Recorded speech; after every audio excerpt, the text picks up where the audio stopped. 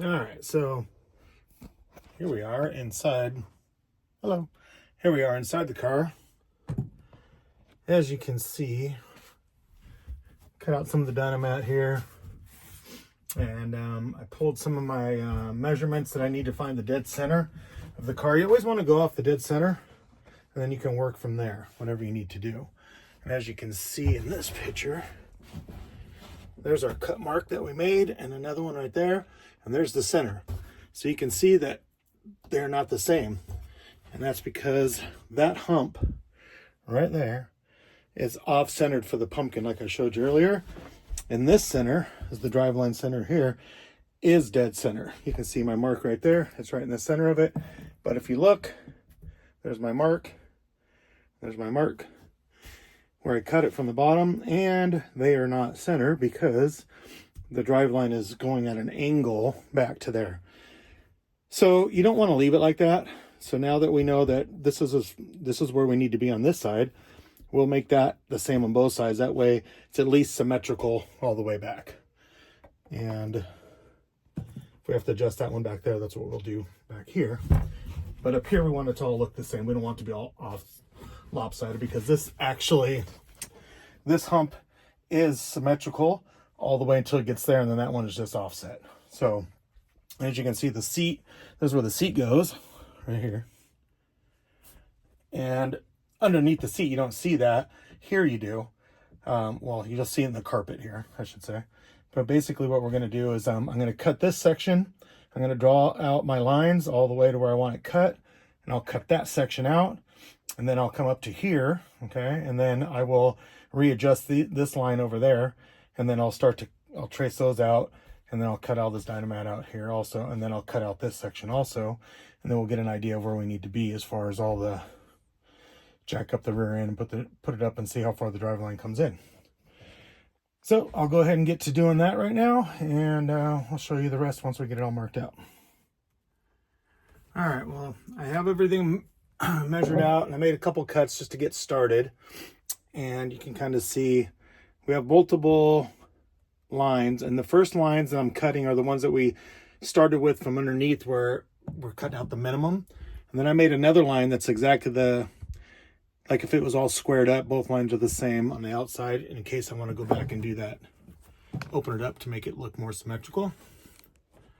So that's what we're kind of shooting for right here. So I'm going to make this last cut here, drop this piece out, and then kind of see where it looks over the rear end, and then we'll kind of go from there.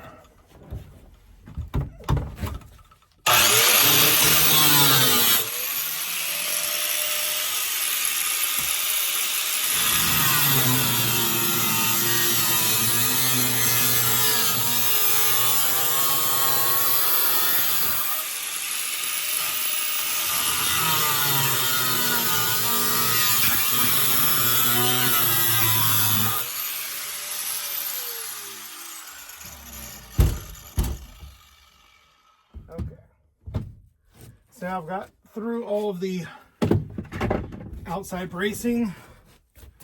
And now, where I'm at now is right up in here is the big brace that was holding the snubber mount, the rubber stop for the top of the rear end housing.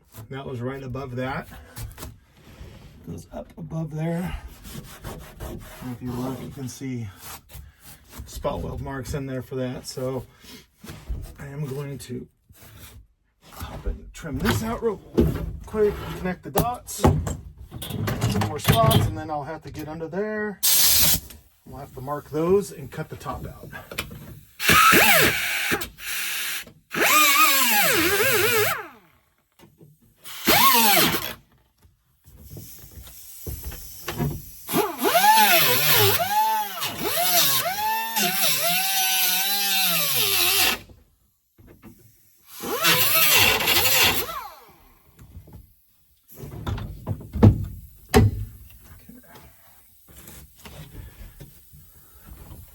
So you can see that broke loose, but it's still connected to the brace that's going up there. So I'm actually going to find the spot weld where they are. You can usually see them. Let's see if I can hold that.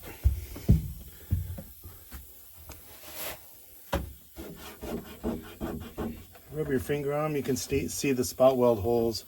So I'm going to drill those out and then take that bracket off. This whole piece will pop out, and then we'll go and we'll start to cut up here. I'm going to drill out this other. I put a little hole in this where to mark the spot welds. Now I'm just drill out with a bigger size and fall out the back.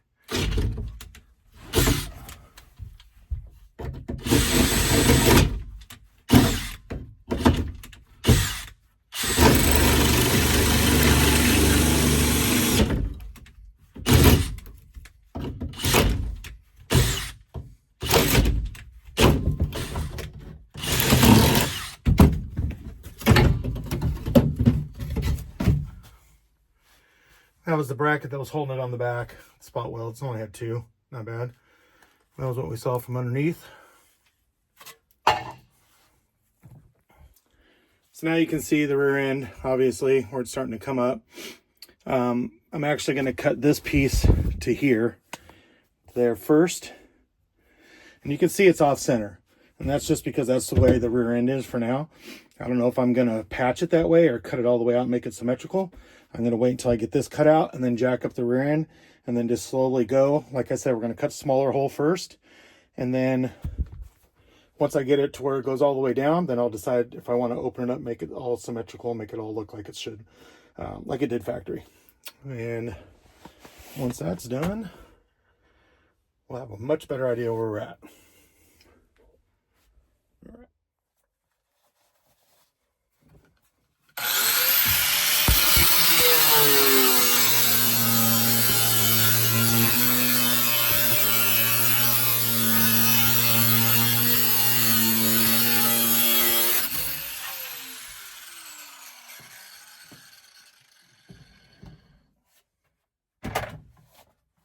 All right.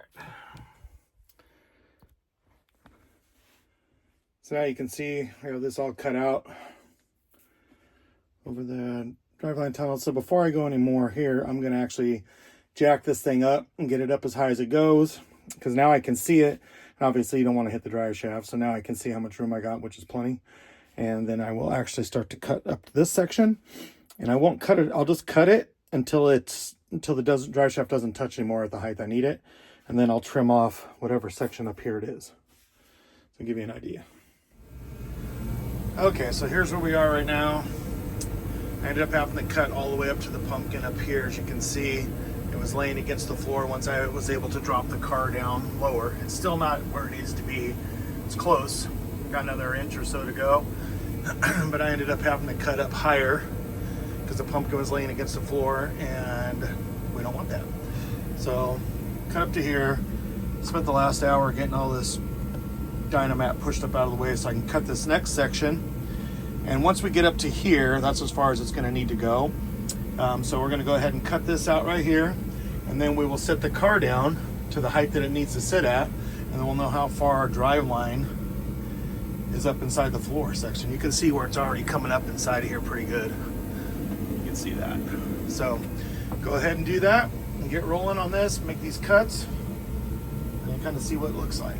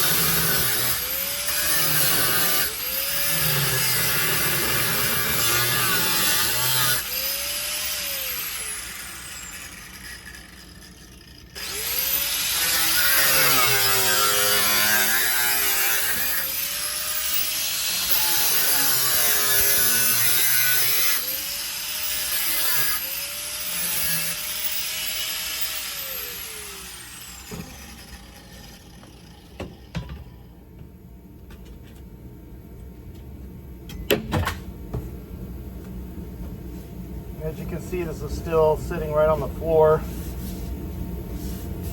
So I'm actually gonna have to cut up into the brace a little bit right here.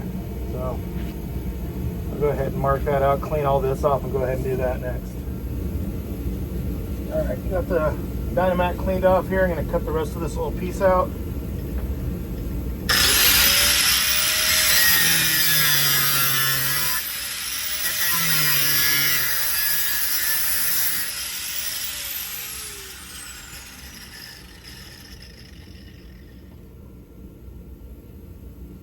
This is all that was left.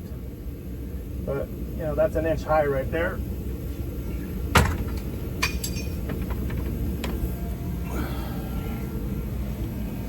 Now you can see we have some clearance here.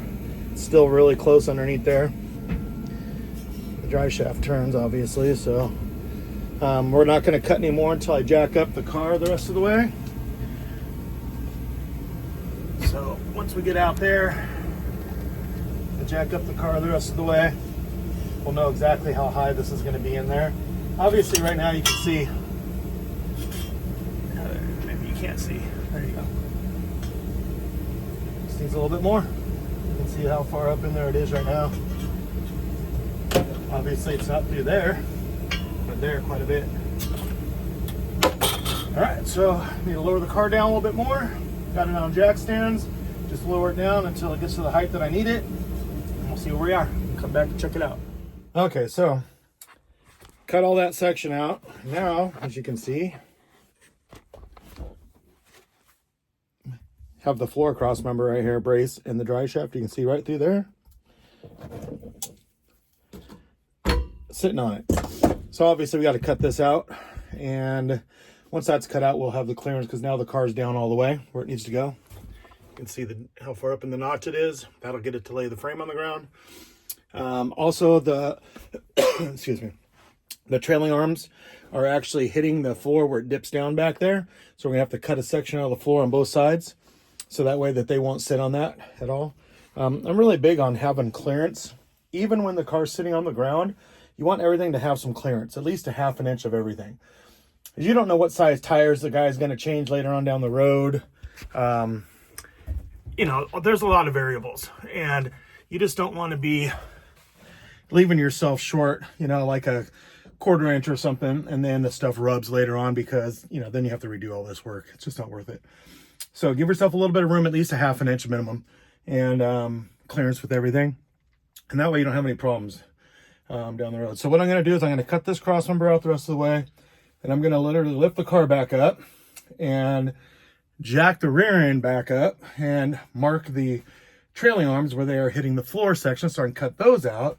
And then once those are cut out, then everything will be clearanced where it needs to be clearanced, and then I can see what it's going to take to redo all the sheet metal and everything like that in here.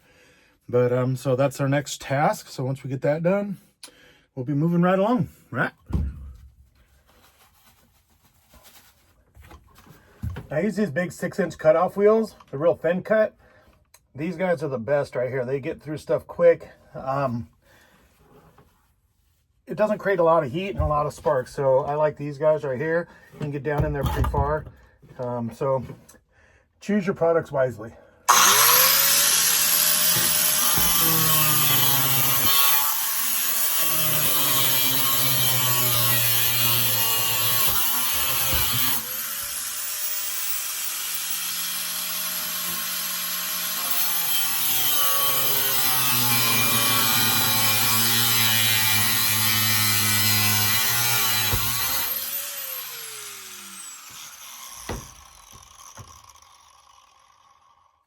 There it is.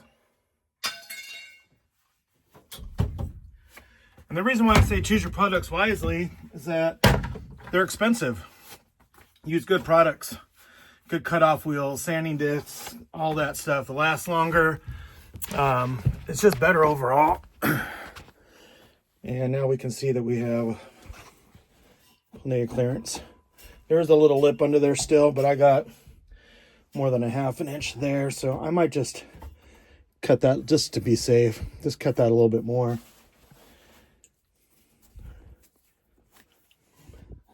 Yeah, we're talking literally, shit, what's a ½ inch when you've already cut 5 inches of floor out, right?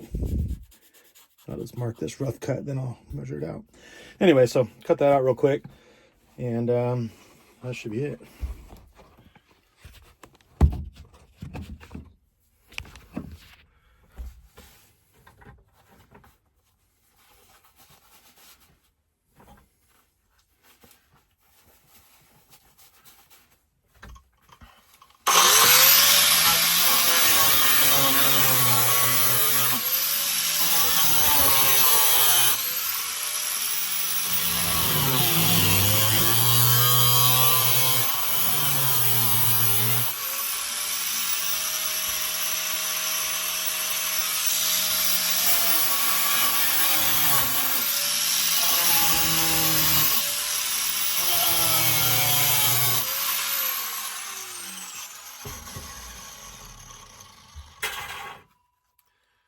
You see that little lip there? Here. That was the lip that was hanging down. Now you can see we got about 1 inch of clearance.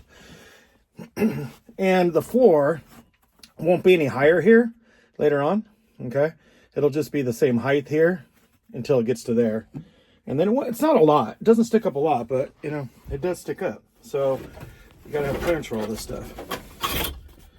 I mean, you can see, you know, it's sticking up in there a good inch, you know, 1.25 inches maybe. But it's not a lot when it's all said and done, but obviously you don't want nothing touching. So, and we have cut out the minimum. You know, you can see the gap is bigger on this side than this side. That's because the offset of the dryer shaft. And it starts to change up here when it gets closer to the transmission. But I will decide what I want to do as far as trimming out more here and making it all the same or what, whenever I get to that point. But right now, it's good enough for me to be able to finish setting up the rear suspension. Okay, so now we are underneath the car, jacked up the rear suspension, and now you can see the drive line. It's cut all the way up to, oops, right up there. You can kind of see that cross member. And it's got clearance everywhere else, so we're good there. But this was the other issue I was talking about, is that the trailing arms actually are hitting the floor right here. So now, gotta mark these guys.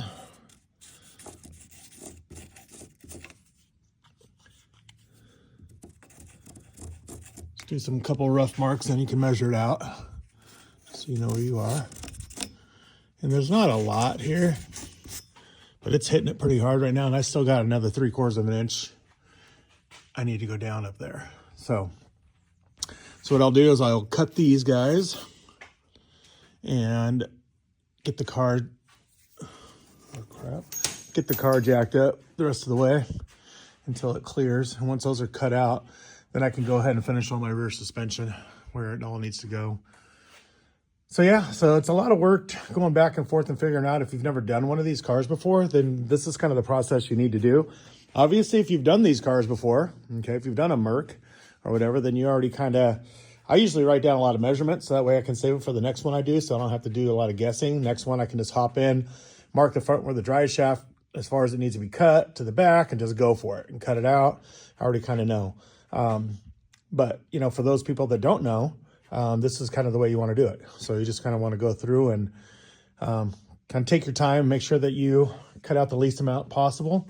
It still ends up being a lot, but you can still just cut out the least amount possible.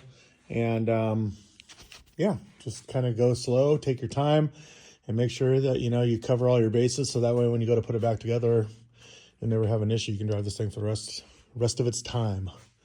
All right, so I'm going to go ahead and get this stuff marked and get it all cut and trimmed out, and then we'll jack it up the rest of the way.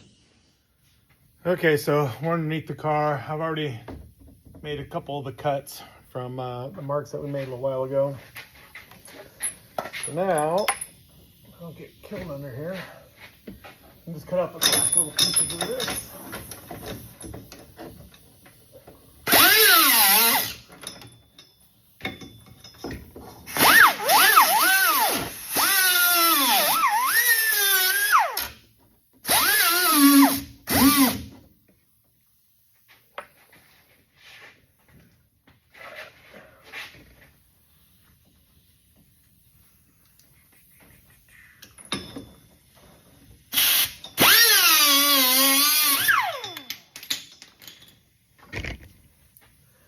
So this is just a piece.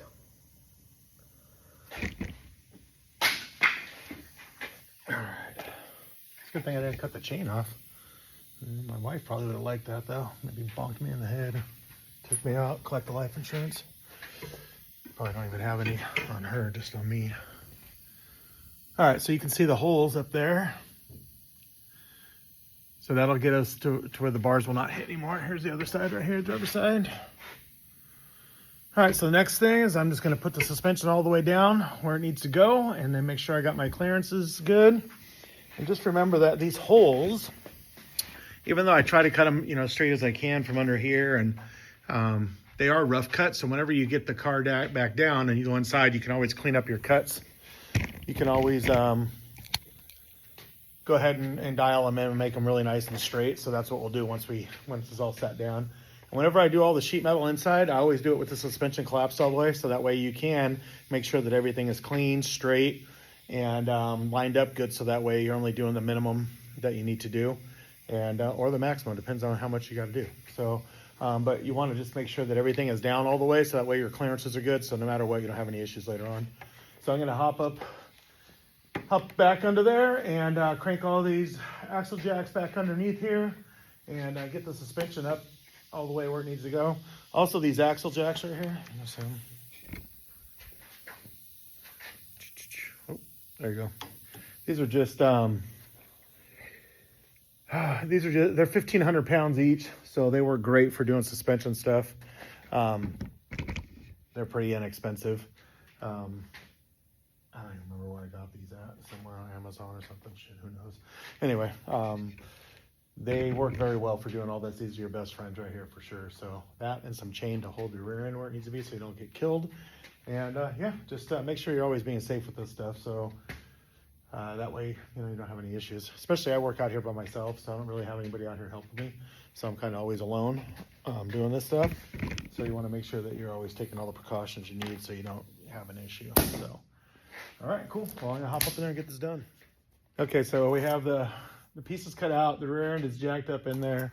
And so basically this piece of rod right here, it's actually a piece of square solid stock. I have it clamped to the bottom so it's even with the frame. So that would be the ground.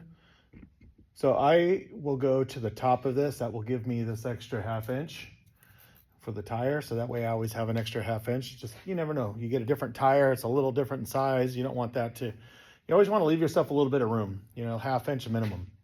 So that way, if you change tires or whatever, you still have room in suspension and all the sheet metal work you did, so your car will still sit where you want it to sit, okay? So what I do right here, I just put a degree indicator on here. This thing will flex a little bit. And then to the center of the axle. So this tire is 13.5 to the center. It's a 27-inch tire. So I'm just gonna go to the center of my axle.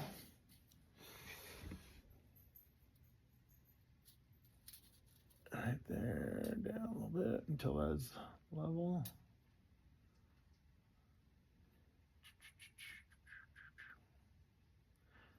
Okay. So right there is 13.5. That's the center, and that gives me an extra 1/2 inch. So I know that right there, I can actually make sure that, so I take a measurement from the top of the axle to the frame, to the top of the notch, it's 2 inches, I just measured it. So now I know whenever I go back in to set everything up, at least make sure there's 2 inches there. And then that way I can set up everything there. It gives me at least a minimum of a 1/2 inch of clearance everywhere.